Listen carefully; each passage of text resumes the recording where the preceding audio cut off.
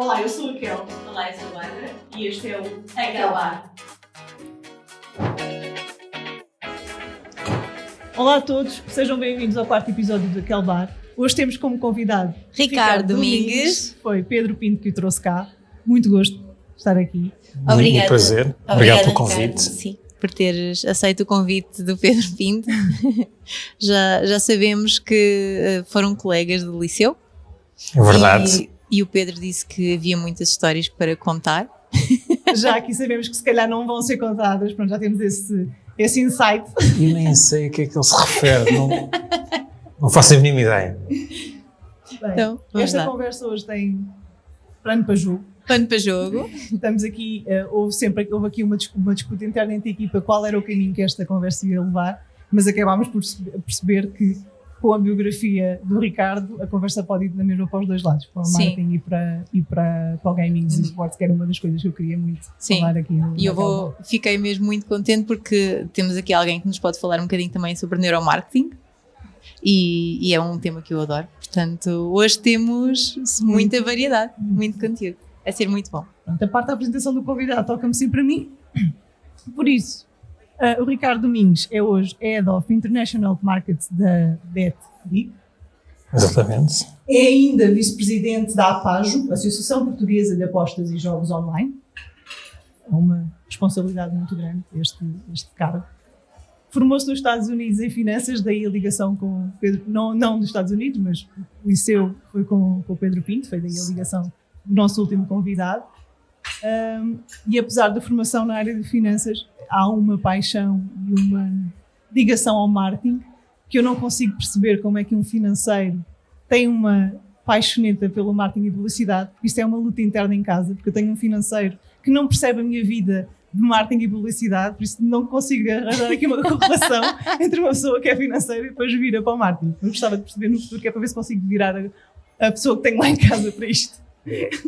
Eu, na realidade, eu acho que fui um financeiro incompreendido. Fui por uma carreira que não era exatamente aquela que me interessava.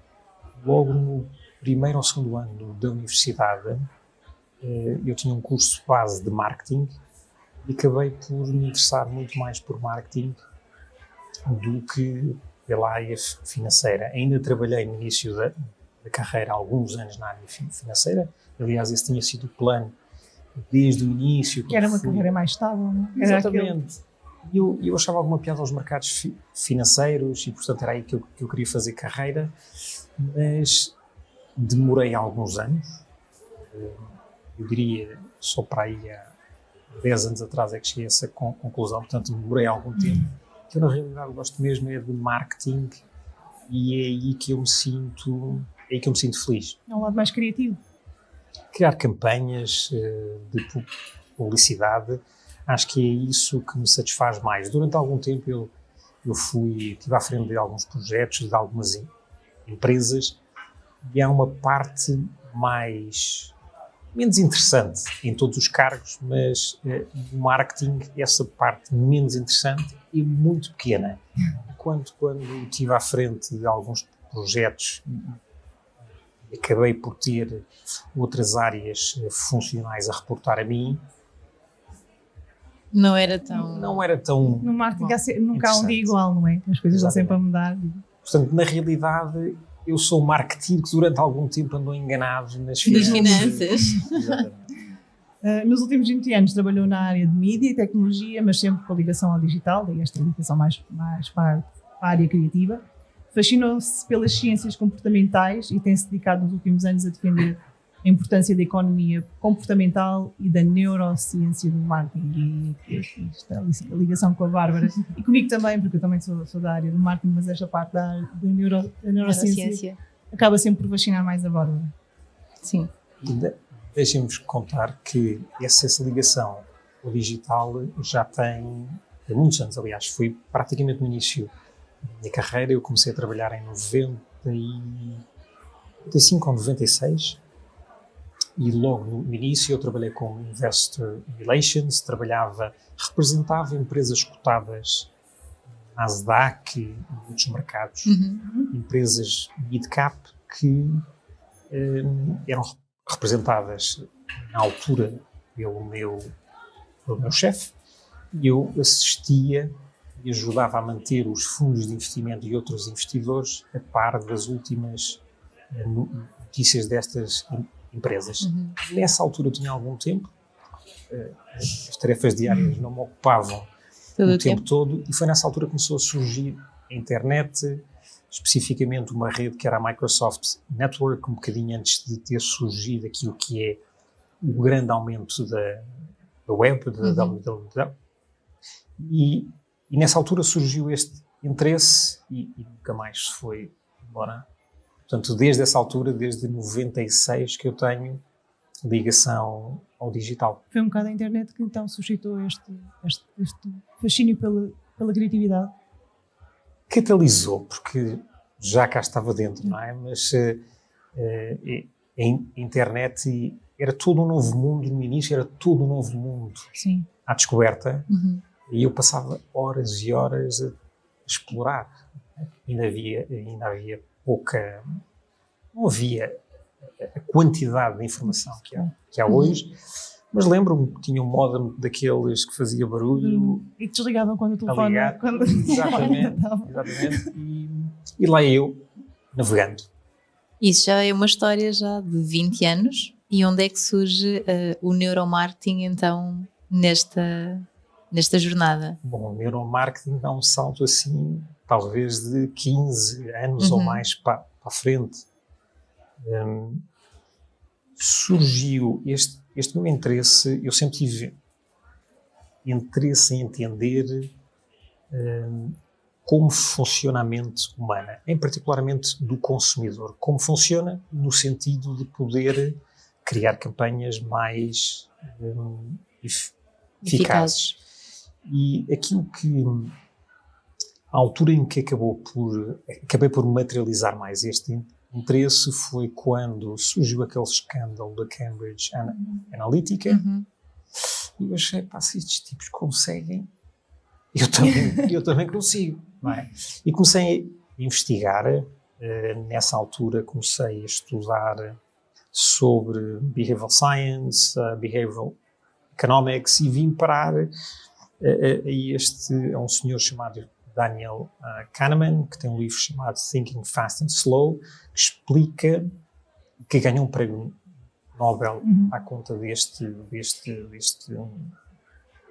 estudo. Certo. Que explica que a cabeça tem duas formas de funcionamento. Não quer dizer que se funcione exclusivamente com uma ou com outra. Uma é aquilo que se chama o sistema 1, que é o funcionamento do nosso cérebro mais automático, intuitivo, imediato. Aquilo que nós fazemos muitas vezes, sem pensar. Quando estamos sem pensar, estamos a conduzir para casa, o percurso é familiar e vamos em piloto automático. E daí que até alguns outros cientistas chamam autopilot, piloto automático, e este sistema 1. E depois temos um sistema 2 que é deliberado, aquilo que muitas vezes associamos com a lógica, mais racional. Requer esforço muito mais racional, consome mais energia do que o sistema 1, e nós alternamos durante o dia, sistematicamente, quando estamos a conversar, tudo, alteramos sistematicamente entre os dois sistemas. Embora o sistema 1 seja aquele que toma grande parte das decisões. Grande parte de tudo aquilo que fazemos no dia-a-dia é controlado pelo sistema 1. Daí que isto é um insight muito importante para a criação de campanhas. Nós temos que criar campanhas assumindo que do outro lado temos um ser que é irracional em muitas decisões, que está exposto, como todos nós, a vias cognitivos e heurísticas que permitem a tomada de decisão seja mais rápida. Não é? A forma como uma pergunta é colocada impacta a resposta. Claro. Não é? a forma como os preços são apresentados e os produtos que estão ao lado afetam a decisão de compra. Isto porque, quando nós estamos a tomar a decisão de compra, estamos muito provavelmente a utilizar o sistema 1 e esta informação toda é processada muito, muito rápida. O sistema 1 é excepcional porque permite-nos processar muita informação. Tudo o que está à nossa volta nós estamos a processar, não de uma forma consciente, mas estamos a processar toda essa informação. E há variedíssimos estudos que comprovam justamente isso. Há um muito engraçado que fizeram num supermercado, um estudo relativamente simples. Colocaram música francesa a tocar e tinham vinhos expostos franceses e alemães. Quando a música francesa estava a tocar, o consumo dos vinhos franceses aumentava. Quando a música alemã estava a tocar, aumentava o consumo dos vinhos alemães. O mais curioso é que depois, na zona de checkout, perguntava às pessoas porque é que tinham comprado os vinhos e ninguém dizia porque a música estava a tocar. Sim. Claro que não. Havia uma pós-racionalização e diziam, não, eu sou apreciador de vinho francês. Conheço todas as castas. Ouvi falar deste vinho alemão e queria experimentar. Portanto, nós somos impactados de forma inconsciente e é importante, quando criamos as campanhas, ter a noção exatamente como é que o consumidor vai percepcionar esta informação, porque grande parte das decisões vão ser perfeitamente conscientes. E daí que tanto a economia comportamental, behavioral economics, tenha um impacto muito importante naquilo que é a criação das campanhas e do próprio marketing. Há um vice-presidente da Ogilvy, bastante famoso nesta área do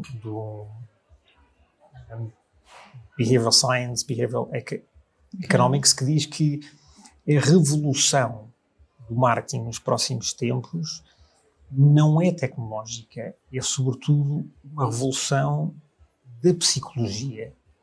Porque isso, de facto, é que ele acredita, e eu partilho da mesma opinião, que vai criar um impacto muito significativo no marketing, na forma como nós fazemos marketing. E entra aqui também, depois já nessa área, a quantidade de dados que hoje em dia já conseguimos processar. Portanto, aquilo que nós conseguimos analisar do comportamento online das pessoas também é muito maior, o que faz com que nós consigamos prever com mais precisão o comportamento dos consumidores, não é? Se é que tantas empresas, em particular, vejo as norte-americanas, já fazem um marketing quase pessoa a pessoa. Já conseguem fazer essas campanhas adequadas a diferentes tipos de pessoa, consoante os seus consumos ou consoante a sua jornada online. Certo. O neuromarketing entra aqui e fazendo a ligação aos dados que se conseguem rastrear de cada utilizador, o neuromarketing vem adicionar ao marketing um layer de análise que vai para além da pesquisa de mercado tradicional. Perguntar ao consumidor o que é que ele acha disto ou daquilo. Se os consumidores soubessem aquilo que querem, não havia tantos produtos, lançamentos de produtos que são falhados.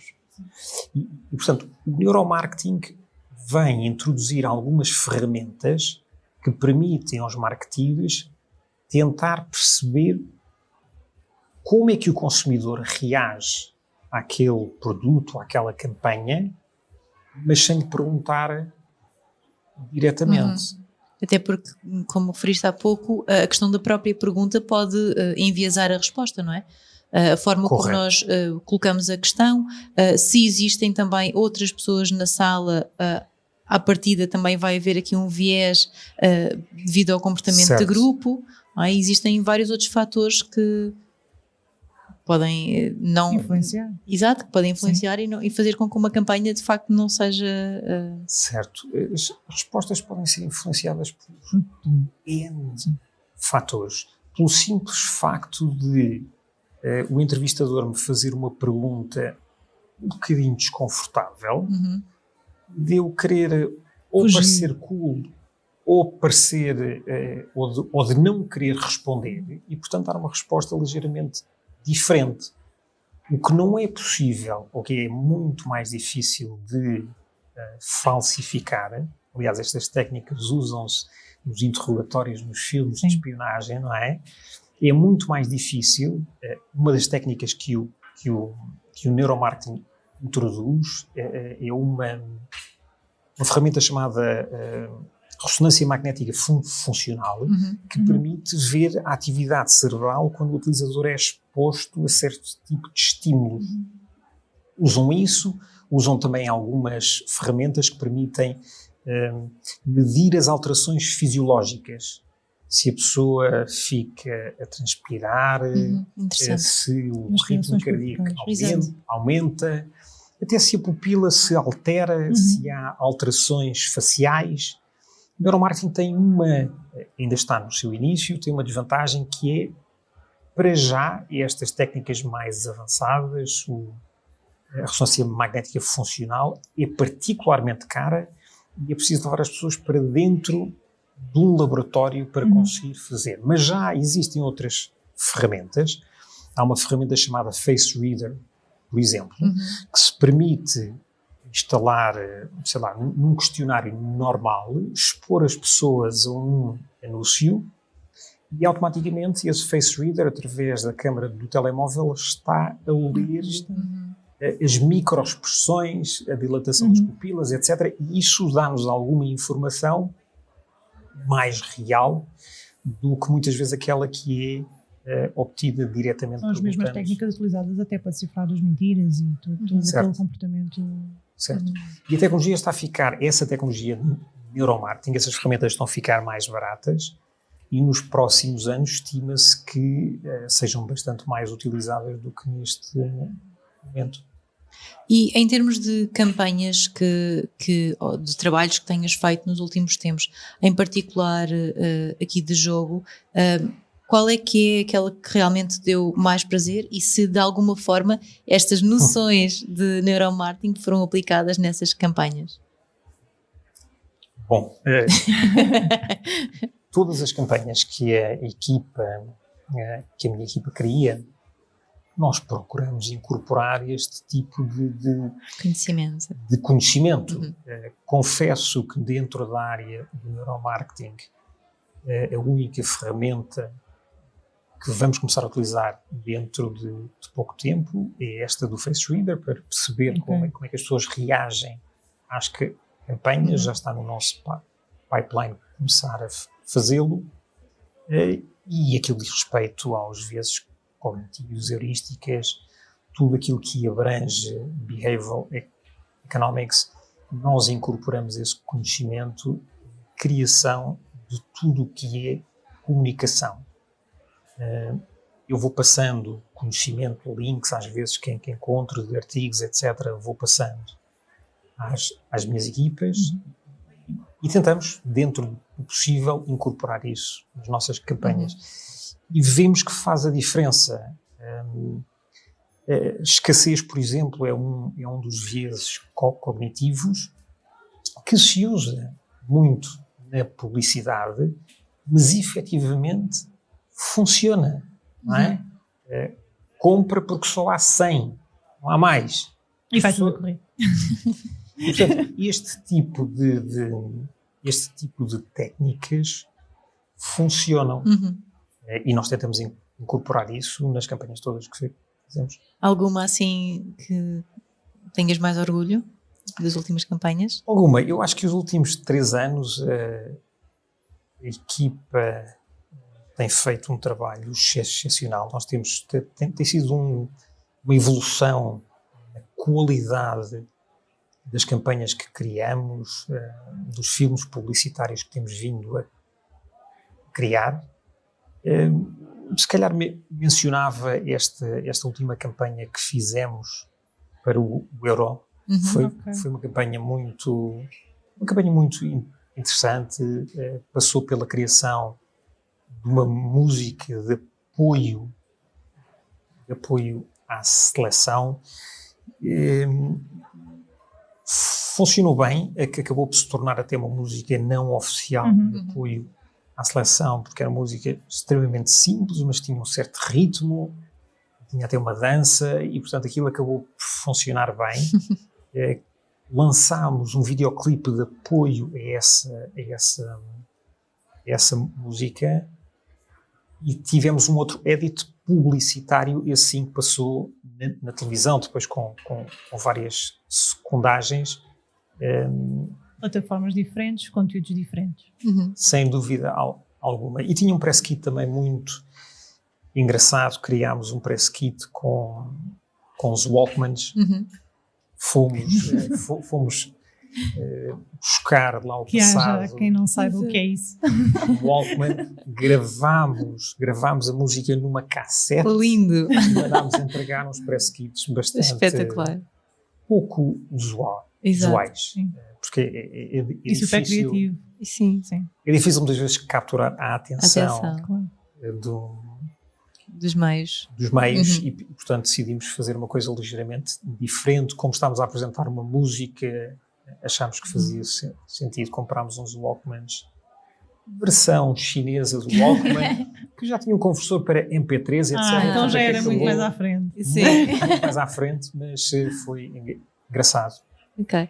Ricardo, tenho aqui outra questão para te colocar, também no seguimento aqui nesta questão do desenvolvimento das ciências de neuromarketing, etc., no seguimento desta questão de mais mental.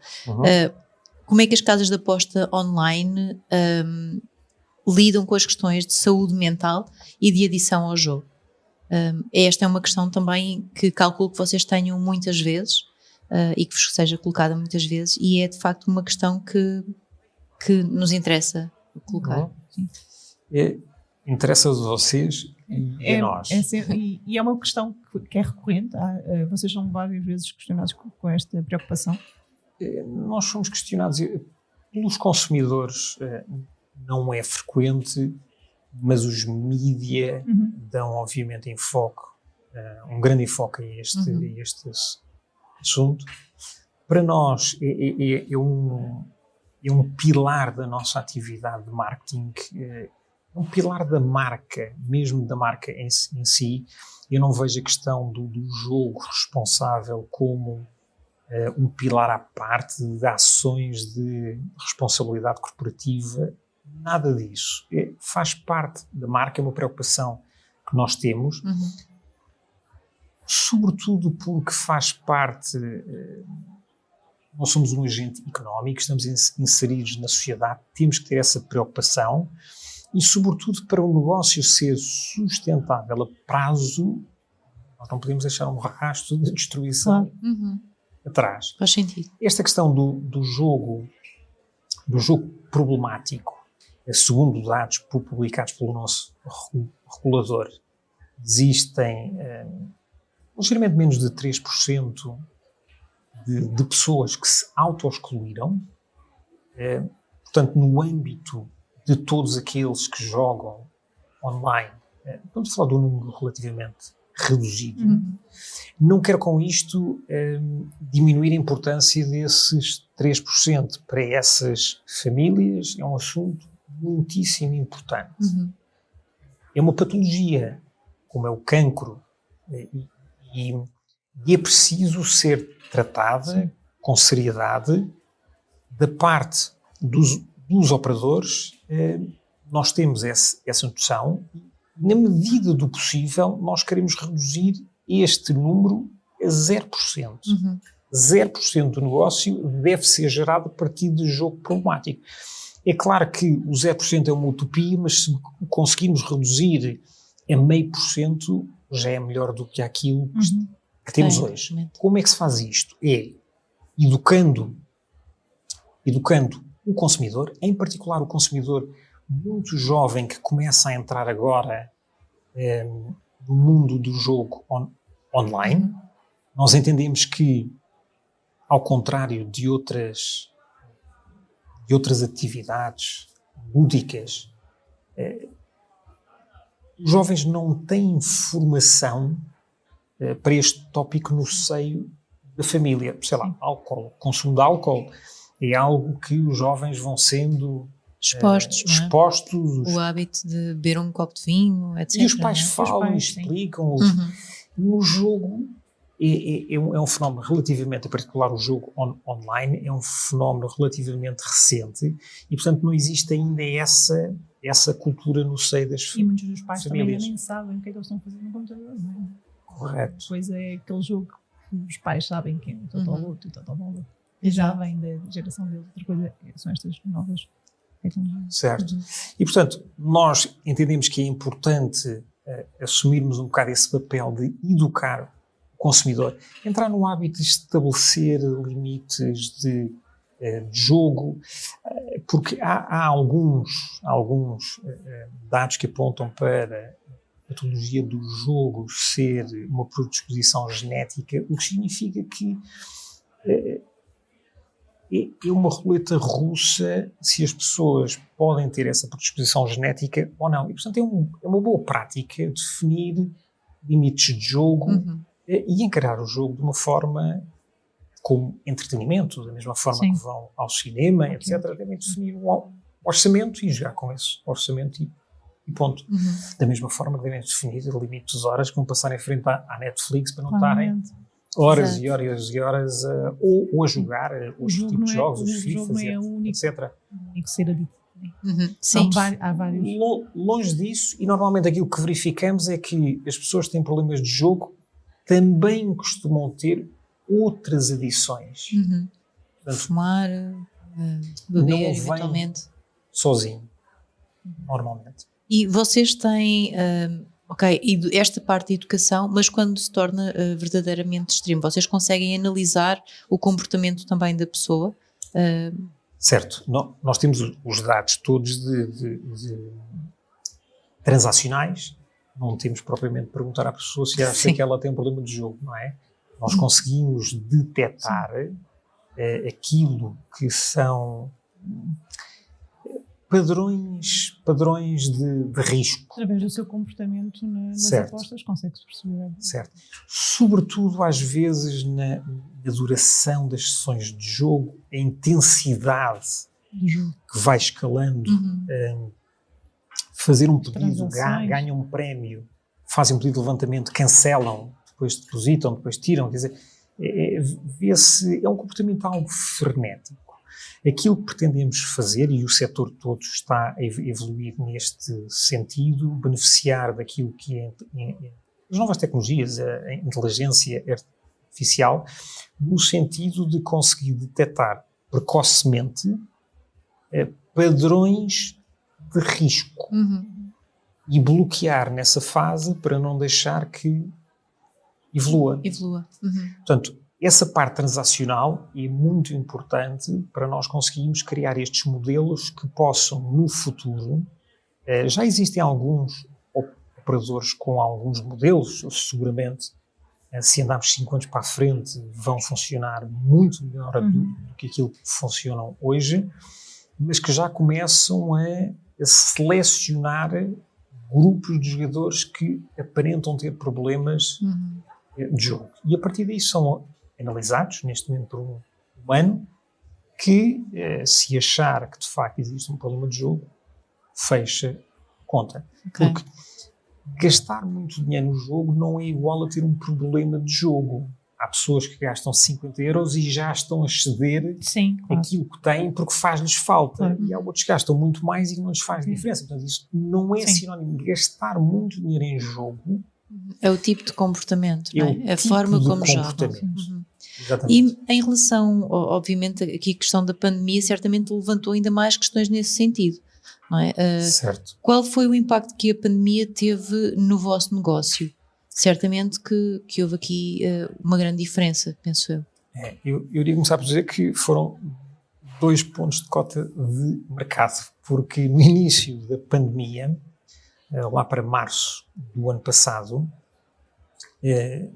nós entendemos como podia haver algum risco das pessoas estarem em casa e de aumentarem bastante o seu padrão normal de jogo, ou pelo menos essa questão foi levantada, nós entendemos que podia haver aqui um risco real e eventualmente até um risco reputacional se algo acontecesse. E, portanto, nós decidimos suspender toda a nossa comunicação e só fomos retomá-la outra vez depois do confinamento, do estado de emergência terminar. E, portanto, durante esse período foram os tais 2 pontos de cota de mercado que perdemos porque a nossa concorrência não parou de comunicar. Exato. Numa primeira fase, o negócio das apostas desportivas caiu a pique. Pois, não havia atividade desportiva. Não havia atividade desportiva, nós ficámos reduzidos a 15% do volume. As pessoas apostavam em coisas mais estranhas na Liga da Bielorrússia, na Liga de Futebol da Bielorrússia e outras coisas estranhas. Curiosamente, em Portugal não, porque não é possível, mas noutros mercados notou-se um aumento significativo das apostas nos esportes, porque ao não haver desporto, os esportes tiveram um pico muito grande. Inglaterra, Itália, mercados onde apostas sobre os esportes são possíveis. E depois, com o avançar do tempo, lá para julho, agosto, se não me falha a memória, começaram a retomar as ligas e o negócio voltou a recuperar progressivamente. No final do ano, aqui em Portugal, e é interessante ver que de mercado para mercado o impacto é diferente, ou seja, teve a ver com as ondas de confinamento que foram diferentes nos vários países. Interessante. O pico que nós tivemos em Portugal foi diferente, por exemplo, do pico que tivemos em França ou na Polónia, que tiveram períodos de confinamento ligeiramente diferentes, desencontrados com o confinamento em Portugal. Isto resultou a que o setor todo, no último trimestre do ano passado, tivesse tido aqui um aumento muito significativo, que foi aquela fase em que o nosso número de casos no final do ano, dezembro, janeiro inclusive, estavam completamente fora de controle. Justamente nessa altura as pessoas estavam em casa e jogaram, viram mais Netflix, comeram mais, fizeram mais uma série de coisas, comportamentos anormais, que nós entendemos que não iam ser, que não iam continuar para sempre. E já verificámos que no segundo trimestre deste ano já houve um decréscimo, já houve uma normalização e no terceiro trimestre é a mesma coisa. Interessante. O Ricardo falou aqui num ponto de esportes. Queres chegar, que é o teu ponto? Mas eu primeiro quero ir ainda a um outro ponto, antes do esportes. Já aqui tivemos o Filipe Gomes, que já nos falou, já nos deu a indicação de patrocínios, mas contigo também estamos à vontade para fazê-lo. A Betclic no início patrocinou algumas equipas de futebol, mas virou-se para o basquetebol. A Liga Betclic é um resultado de um patrocínio muito interessante, queríamos aqui perceber o porquê do basquetebol, se é fuga direta àquilo que hoje toda a gente patrocina, que é o futebol, e é o mais fácil de nós buscar algum retorno, porque é o basquetebol e porque é esta aposta. Bom, o futebol para nós e para os outros operadores todos em Portugal é o desporto que mais apostas tem. E, portanto, nós achamos que o futebol não precisamos de estimular porque já de si, porque ele gera a maioria do negócio. Achámos que havia aqui a oportunidade de aumentar o peso de desportos mais pequenos, do basquete e outros, e eventualmente no futuro. O basquete pareceu-nos muito alinhado com a nossa própria estratégia de marca e identificámos essa oportunidade. Foi uma conjuntura, toda uma série de passos. Nós já andávamos a falar com a Federação, vimos aqui esta oportunidade também de conjugar esta potencial ida do Nemias Queta para a NBA e achámos que se juntavam aqui uma série de fatores que todos juntos, 2 mais 2 iam dar 7, não é? E portanto é isso que procuramos muitas vezes, é identificar oportunidades que, quando conjugadas, acabem por potenciar o resultado final. E, portanto, foi isso que fizemos no basquete. patrocinámos a Liga masculina, e quando anunciámos a Liga masculina, nós convidámos 2 jogadores, os jogadores da década, e a jogadora feminina, no final, a Márcia Costa, no final dos prémios, que foi justamente o Pedro Pinto que os apresentou, e ele no final pediu uma declaração final à Márcia, e a Márcia diz: eu gostava que um dia destes houvesse uma marca que apostasse na Liga Feminina. E eu registrei aquela informação. Challenge accepted. Eu registrei aquela informação, fiquei calado e cheguei à empresa, falei com a equipa e disse: mas por que não? Faz todo o sentido, não é? Mas por que não? Igualdade de género, estamos aqui numa altura que tudo é falado. A nossa empresa, de facto, um dos valores da marca é justamente a igualdade de género, e, portanto, dizer que nós defendemos isso é uma coisa, temos que também fazê-lo. Fazê-lo é ligeiramente diferente. E, portanto, achámos que fazia sentido, e, adicionalmente, para fazermos uma afirmação com um bocadinho mais de peso, decidimos que o valor que iríamos pagar à Liga Feminina ia ser justamente igual àquele que pagámos à Liga Masculina. Achámos que era uma afirmação importante, porque para que haja equidade no futuro, que haja igualdade nas oportunidades, é preciso começar por algum lado. E nós temos a noção de que o retorno hoje na Liga Masculina é superior, porque a Liga Masculina tem mais visibilidade, etc. Mas é preciso começar por algum lado, é preciso fazer este tipo de afirmações para que a Liga Feminina também comece a assumir este mesmo destaque, e que no futuro existe o nível de importância, por assim esta dizer, paridade, que deve ter por base o mérito desportivo, único e exclusivamente. Esse 2+2 que deu 7 tem a ideia de que já, quando pensámos na criação de conteúdos, e a BetClick fez agora um comentário sobre a Mia Esqueta, já havia sido uma estratégia pensada. Isto é algo em que a BetClick quer apostar na criação de conteúdos. Vamos ter uma Betflix. É possível, se calhar uma Betflix é algo muito ambicioso nesta fase, mas o conteúdo do Mia Esqueta, quando nós assinámos o patrocínio da Liga, isso foi obviamente logo uma das ideias que nos surgiu. Nós temos um projeto, uma produtora interna que nós lançámos há cerca de um ano, o projeto foi lançado há cerca de um ano. Temos vindo a produzir conteúdos.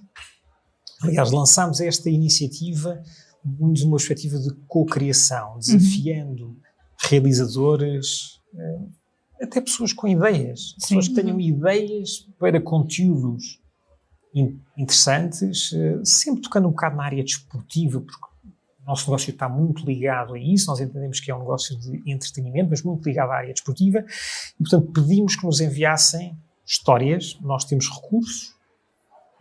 A BetClick Next, como se chama, lançou-se com alguns recursos e, portanto, abrimos o nosso correio a ideias.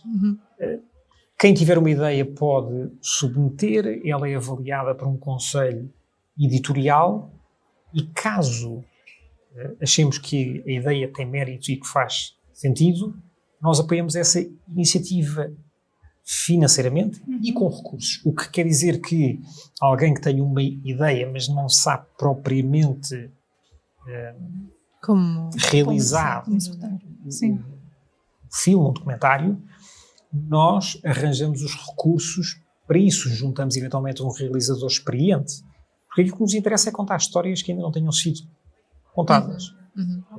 E nessa perspectiva, quem sabe, daqui a uns anos não temos uma Betflix. Agora sim, tenho alguém com quem posso falar de esportes.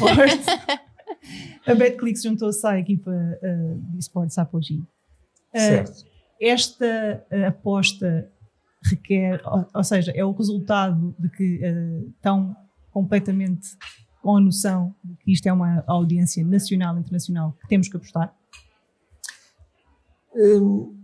Os esportes, para nós fizemos esta aposta, antes de avançarmos com a BetClick após G, antes de patrocinarmos a equipa, nós tivemos um namoro, um romance durante algum tempo. Nós sabíamos que tínhamos que avançar para os esportes, pela razão que já vou de seguida explicar, mas achámos que ainda não tínhamos maturidade, a nossa própria equipa não tinha maturidade para começar a trabalhar nos esportes. E chegou uma altura em que dissemos, ok, agora é a altura de avançarmos, e se vamos avançar à séria, e decidimos agarrar num projeto que era pequeno, tinha até uma ambição nacional. Sim. E dar-lhe uma ambição um bocadinho maior. Se é para sonhar ninguém.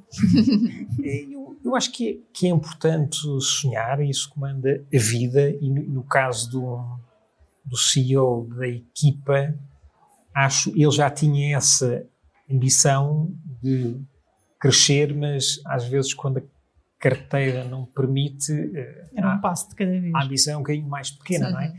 E aquilo que nós permitimos foi dar-lhe as bases para ele ter uma ambição maior. Nós ajudámos a construir essa visão, uma visão de ser a equipa número 1 do mundo a jogar FIFA, e este objetivo foi definido há 5 anos, ou seja, nós temos isto no primeiro ano, vamos avaliar os resultados ao final do ano, claro. E isto é um projeto que nós definimos há 5 anos, porque é uma construção que tem que ser feita.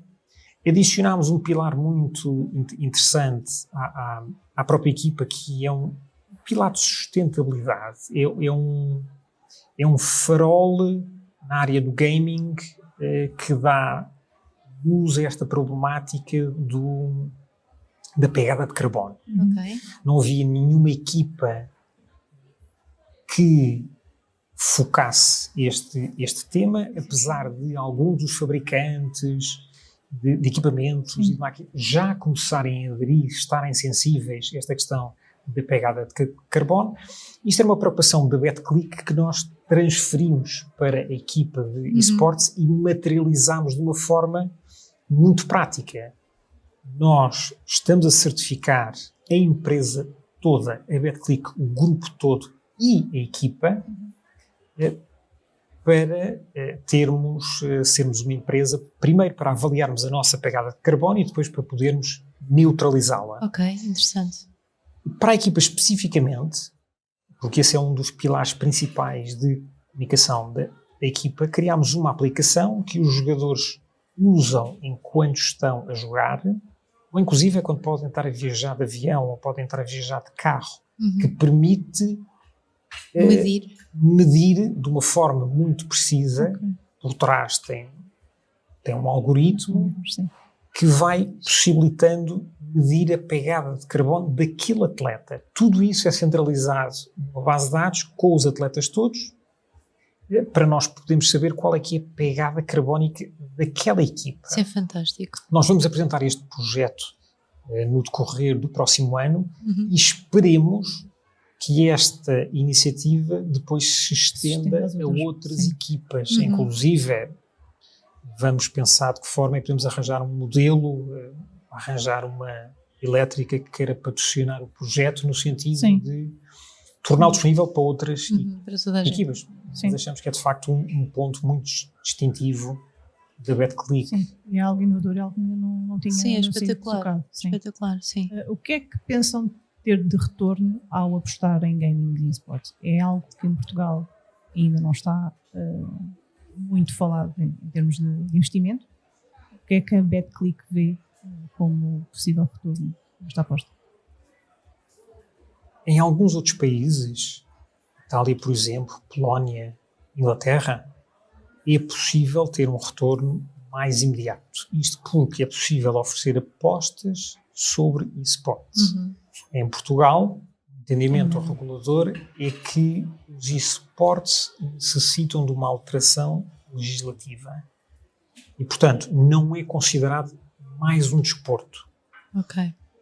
Quando no futuro, e acreditamos que isso se vai alterar, no futuro, quando for possível, um retorno mais imediato. Para já, para nós, em Portugal, nós consideramos os esportes um canal de comunicação. Nós vemos que os mais jovens andam a ficar menos interessados naquilo que é o visionamento de atividade esportiva na TV. Completamente. Porque o jogo é bem mais entusiasmante do que muitas vezes a realidade. Sim. Não é? E, portanto, nós vemos essa migração desse público para os esportes e é nessa perspectiva que achamos que devemos estar presentes, porque existe um overlap muito grande entre os jogadores de gaming, não é? Os praticantes de gaming e os apostadores. E, portanto, não fazia sentido não estar presente. É uma aposta no futuro, então. É algo que de imediato não temos aquele retorno imediato, mas no futuro vamos conseguir ganhar. Como investimento nas marcas, não é? Investimento em branding ou investimento Esperemos que mais marcas olhem assim. no futuro. Estamos a chegar ao fim desta conversa. Eu tenho uma pergunta mas para tens a tua fazer. pergunta para fazer. Eu quero saber quais são as odds de termos 5.000 visualizações no nosso podcast. Já que estamos a falar de jogo. Não estava a contar. Eu diria que são baixas, são só 5.000 visualizações e isso deve ser fácil de conseguir. Vamos conseguir. O conceito é, o Ricardo é que vai convidar o próximo convidado, nós não temos ideia, não queremos saber. Mas queremos a pessoa mas mais queremos a famosa pessoa da mais famosa lista. da lista. Pronto, a Bárbara tem este insight, por isso a roleta vai rolar. Eu não sei se será o mais famoso da minha lista, mas seguramente dos mais interessantes, eu acho que sim. Dê-me então Sim, Sim, só um exato. segundo para conseguir ouvir. Vamos então ver quem é que vem a jogo. Oh meu Deus, porque quem é que foi bem metido?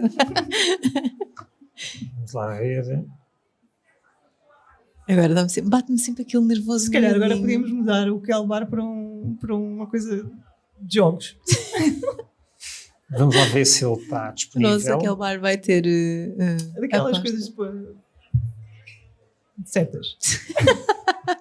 Eu sei que ele está numa entrega de prémios. Vamos ver se Então ele podemos ganhar atende. um prémio em direto. Exato, isso era lindo, estarmos em direto na entrega de prémio. Vamos bater palmas e tudo.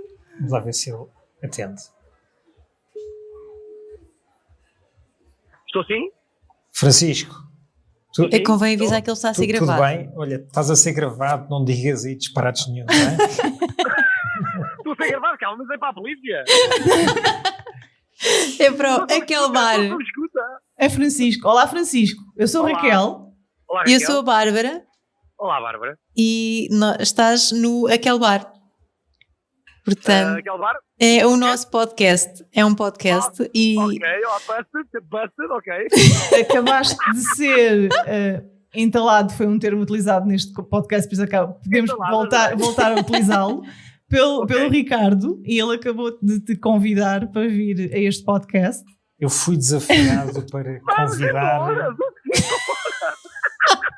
Francisco, eu fui convidado, Ricardo. eu fui desafiado para convidar o tipo mais famoso da minha lista. Ai, minha Nossa Senhora. Acertaste em cheio. E eu disse, Ricardo. só pode ser o Francisco. Vamos embora. Eu aceito com muito gosto. espetacular, sim. obrigada. Francisco, Obrigado também. então pronto, depois nós alinhamos aqui a agenda para vires aqui ao Aquele Bar ter uma conversa. Ok, fica Já aqui. tivemos a indicação pelo Ricardo que vai ser uma conversa muito criativa, por isso as portas estão curiosa. abertas para ti. Obrigado, Ricardo. Muito obrigado. Obrigado, um abraço. Obrigada, Tchau, Francisco. Francisco. Um abraço e beijinhos. Obrigada, Beijinhos, beijinhos, beijinhos. obrigada. Obrigado. Obrigada, Ricardo, E temos o Francisco, que por esta conversa super interessante. Consegui falar de gaming e esporte com alguém. Tenho é. tentado. E o de neuromarketing, espera. Nestas várias edições tenho tentado. E a Bárbara também falou de neuromarketing, também está contigo. Eu estou contente porque, além de neuromarketing, falamos de sustentabilidade dentro de esportes. foi aqui um cruzamento que eu não estava nada à espera. Inesperado. Foi super fixe. Eu não sabia que... Pronto. O entusiasmo dela está pronto. É nisto. Aquela Bárbara hoje acabou com este entusiasmo da Bárbara. Obrigada, Ricardo, por ter estado Obrigada por aqui. ter Obrigado estado pelo aqui. Foi uma ótimo. conversa muito interessante.